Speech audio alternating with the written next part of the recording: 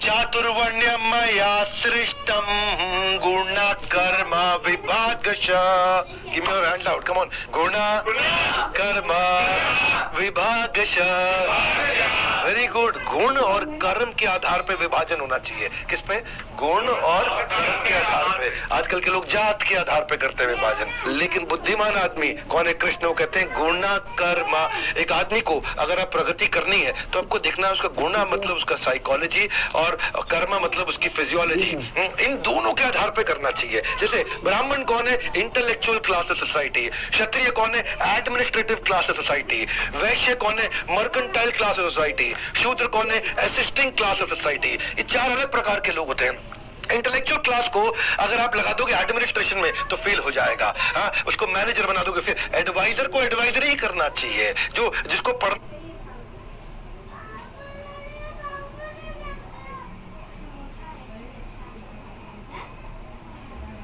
जन। ये intellectual class of society है। ये ऐसी समझना चाहिए action man, people man, process man, idea man. ये चार प्रकार के लोग होते हैं और चारों प्रकार में उसके नेचर के हिसाब से उसको काम देना चाहिए। देखो आपके स्कूल के अंदर जिस सब्जेक्ट में 10 में से 7 आए और एक सब्जेक्ट में 10 में से 3 आए, पहले किसको ठीक करोगे? 10 में से 3 वाले को। 10 में से 3 वाले को। Loudly yes no, come on, yes no. No, वो स्कूल की बात थी। 10 में से 3 को ठीक नहीं करते हैं। जिंदगी के अंदर जिसमें 10 में से 7 आए उसको ठीक करो, उसको 10 में से 9, 10 में से 10 पे लेके जाओ, और जो 10 में से 3 आए हैं वो काम किसी और से कराओ। इसको बोलते हैं ग्रेट इंटेलिजेंस। मेरी बात समझ आ रही है? वो स्कूल में हुआ करता था कि जिसमें 10 में से 3 आए उस पर थप्पड़ पड़ रहा है, जी फेल हो गया, कंपार्टमेंट आ गई तेरी। जिंदगी ऐसी नहीं है। जिंदगी में जिस काम में 10 में से 3 आ रहे हैं उसको आउटसोर्स करो, उसको एलिमिनेट करो, उसको इंटीग्रेट करो, उसमें रिहायर करो, उसमें एंगेजमेंट करो। और जिसमें 10 में से 7 आ रहे, जैसे कुकिंग है, कुकिंग में मेरे को 10 में से 1 नंबर मिलेंगे। क्यों जी? मैं मैगी बना सकता हूँ या ग्रीन टी बना सकता हूँ, तीसरी कोई चीज मुझको आती नहीं है जी, है ना। और लेकिन अगर आप बोलो कि ट्रेनिंग प्रोग्राम कर लो, मोटिवेशनल स्पीकिंग कर लो, तो उसमें मुझे 10 में से 7-8 नंबर तो मिल सकते हैं, है कि नहीं? तो उसमें से मैं 10 में से 10 करूं, बजाय कि मैं कुकिंग पे खूब मेहनत करता रहूं। ऐसे ही 2 अलग अलग लोग हैं, अलग अलग प्रकार के। ज्यादातर जो बॉस होते हैं ना वो ऐसी हायरिंग करते हैं, यार इसकी अपने से बनती है इसकी अपने से बनती है, ये अपना आदमी, इसको लगा लो। ये इससे अपनी बातचीत बनती है, इससे अपनी जमती है। ये अपने यहाँ का है, अपने गाँव का है। कहाँ का है? मुरादाबादी है। तुम पटना से आए हैं तो वो क्या है उसमें, आप ये देखो, if 2 people think absolutely same, it means the second one is useless. One more time. If 2 people think absolutely same, it means the second one is useless. अगर 2 आदमी एकदम में क्या सोचते हैं तो दूसरे की जरूरत ही नहीं है जी, दूसरे की जरूरत ही नहीं है। अब देखो 2 आदमी कितना भी नजदीक आ जाए, कितना भी नजदीक आ जाए, 2 आदमी मिलकर संतान की उत्पत्ति तो नहीं कर सकते ना जी। एक आपको पुरुष और एक स्त्री चाहिए संतान की उत्पत्ति के लिए। जब 2 अलग प्रकार के लोग आते हैं तो नया जीवन मिलता है। इसी प्रकार से जब 2 अलग प्रकार के लीडर आते हैं तो नया प्रोक्रिएशन करते हैं। इसको बोलते हैं आइडियल, IDEAL। आई मतलब इंटीग्रेशन, डी मतलब डेलीगेशन, ई मतलब एलिमिनेशन, ए मतलब ऑटोमेशन और एल मतलब लिबरेशन। लिबरेशन का मतलब क्या? आउटसोर्स। आप इनमें से कुछ ना कुछ करो 5 में से। देखो, और जब आप ये दोगे तो उसकी रिस्पॉन्सिबिलिटी लेके रखो। Delegator is responsible, not the delegatee. बहुत लंबा हो रहा है प्रोग्राम, बड़ा मजा आता है, लेकिन फिर भी कुछ लोग ऐसे होते हैं जो कभी कुछ नहीं करेंगे क्या? वो कभी कुछ नहीं करेंगे, उनको फायर कर देना चाहिए। क्या कर देना चाहिए? हाँ, क्योंकि देखो बड़े से बड़े लीडर्स, टॉप मैनेजमेंट कंसल्टेंट्स जो दुनिया के हैं, वो ये बोलते हैं अपनी कंपनी में से हर साल 10% लोएस्ट बॉटम परफॉर्मेंस को निकाल देना चाहिए। मैं उसके कभी भी फेवर में नहीं रहा पर्सनली, एक एम्पैथी के कारण, एक अपने साथ में परिवार के साथ प्रेम के कारण मैं वो कभी नहीं करता। पर हाँ, सिद्धांत ये है, मैं गलत कर रहा हूँ, सिद्धांत यही है कि जो बिल्कुल लोएस्ट 10% है उनको फायर कर देना चाहिए। फायर करना भी जरूरी होता है, हालांकि ये स्ट्रेसफुल है, हालांकि ये डिफिकल्ट है, लेकिन फायर करने से पहले एक परफॉर्मेंस इंप्रूवमेंट प्लान बना दो ताकि उसको पता चल जाए भाई मैं खराब चल रहा हूं। उसमें उसको क्लियरली आप बता दो, आर्टिकुलेट कर दो कि ये आपके प्रॉब्लम एरिया है, ये आपके गोल्स हैं, इनको ठीक कर लो भैया। उसको टाइम मिल जाएगा। उसके साथ ट्रेल मेल डाल दो। पहली मेल में उसको बता दो ये भैया पहली बार परफॉर्मेंस इंप्रूवमेंट प्लान दे रहे हैं तुमको, दूसरी बार एक और वार्निंग दे रहे हैं, तीसरी बार एक और वार्निंग दे रहे हैं। जब 6 महीने तक आपने 3 मेल डाल दिया, उसको भी समझ आ गया भैया मेरे से नहीं हो रहा, आपको भी समझ आ गया भैया उससे नहीं हो रहा, तो आपने डॉक्यूमेंट भी कर दिया, तो कोई झगड़ा नहीं है। आपका हृदय की गहराइयों से प्रेम पूर्वक बहुत बहुत उसके भी समझ में आ जाएगा भैया धन्यवाद हो गए, थैंक यू कर दिया बहुत। अब देखो पता है क्या है, यही फायर कृष्ण ने भी किया था। वन मोर टाइम, यही फायर कृष्ण भी देखे यार अपनी टीम में गड़बड़ हो रही है बहुत। कृष्ण ने दुर्योधन को खूब समझाया, बचपन से समझा रहा, दुर्योधन की समझ में नहीं आ रही क्योंकि वो रहता शकुनी के साथ में। तो कृष्ण ने देखा कि भैया द्यूत क्रीड़ा में दिक्कत किया, लाक्षागृह में दिक्कत किया है जी, और ऋषि मैत्री की भी इंसल्ट कर दी, साम्राज्य वापस देने का प्रॉमिस भी तोड़ दिया, भीम को पॉइजन दे रहा है जी। और जब देखो कभी यहाँ चीटिंग, कभी इसको मारने की कोशिश कर रहे हैं, कभी द्रौपदी का वस्त्र हरण करने की कोशिश कर रहे हैं, तो कृष्ण ने पीआईपी पे डाल दिया। किस पे डाल दिया? बोला परफॉर्मेंस इंप्रूवमेंट प्लान। अभी आ रहे सारे पांडव, देखो भाई तुम्हारी लास्ट ईमेल डाल रहा हूँ। कृष्ण क्या बोले? लास्ट ईमेल डाल रहा हूँ, उनको 5 गांव दे दो। क्या दे दो? अच्छा, लास्ट ईमेल पे भी परफॉर्म नहीं किया अर्जुन, दुर्योधन, लास्ट ईमेल पे भी परफॉर्मेंस नहीं आई तो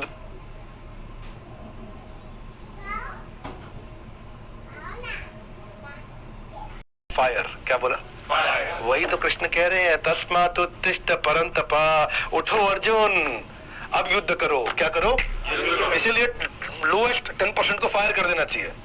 बहरहाल फायर से हम वापस आते हैं हायर पे कि कैसे टीम को बिल्ड करें। अपने नवरत्न आइडेंटिफाई करो, आपकी कंपनी में कौन नवरत्न बन सकता है? सारे नहीं बन सकते। One more time, come on, क्या सारे नहीं बन सकते? अच्छा, जो बन सकता है, हमारा सोनू है, ये नवरत्न है।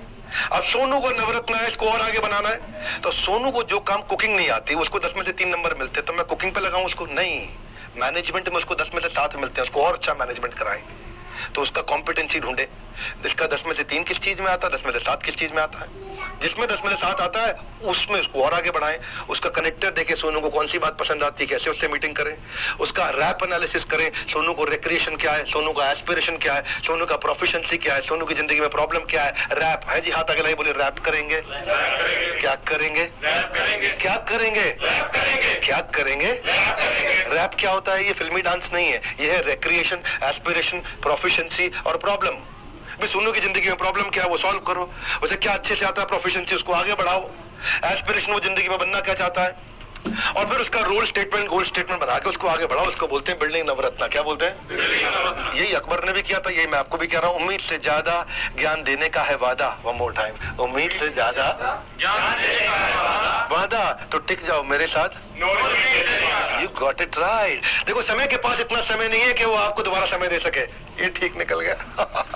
वन मोर टाइम, क्या? समय के पास इतना समय नहीं है कि आपको दोबारा समय दे सके। इसलिए क्या कर लो, वीडियो को शेयर कर लो, चैनल को सब्सक्राइब कर लो, आगे बढ़ते हैं। Collaborative advantage, one more time. एक और एडवांटेज है, ये कॉम्पिटिटिव एडवांटेज नहीं है, ये साथ में जुड़ के काम करने वाली एडवांटेज है। भगवान राम ने बड़ा जबरदस्त कोलैबोरेटिव एडवांटेज दिखाया, समझना मेरी बात।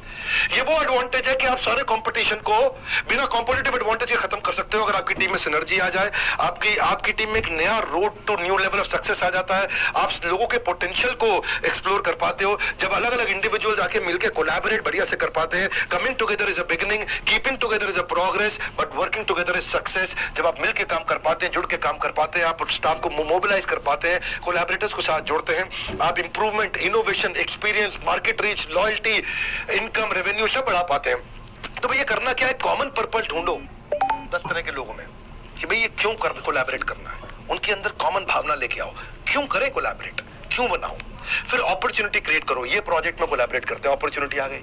फिर पार्टिसिपेशन इंक्रीज करो कि भाई अगर करोगे तो आपको मैं ऐसा तारीफ दूंगा बढ़िया से, है कि नहीं है? Because effort that is appreciated gets repeated one more time, effort that is appreciated gets repeated one more time, effort that is appreciated gets repeated, है जी। क्योंकि जिस व्यवहार पे दोगे पुरस्कार, उसी व्यवहार को दोहराएगा बार बार। वन मोर टाइम, जिस व्यवहार पे दोगे पुरस्कार, उसी व्यवहार को दोहराएगा बार बार। तो आप सही व्यवहार में पुरस्कार दे दो, एंगेज पार्टिसिपेशन और एक्सेलरेट करा दो, स्पीड बढ़े, फटाफट तेजी से आगे बढ़े, पार्टनरशिप्स बिल्ड करें, छोटे कंट्रीब्यूशन को रिवॉर्ड करें।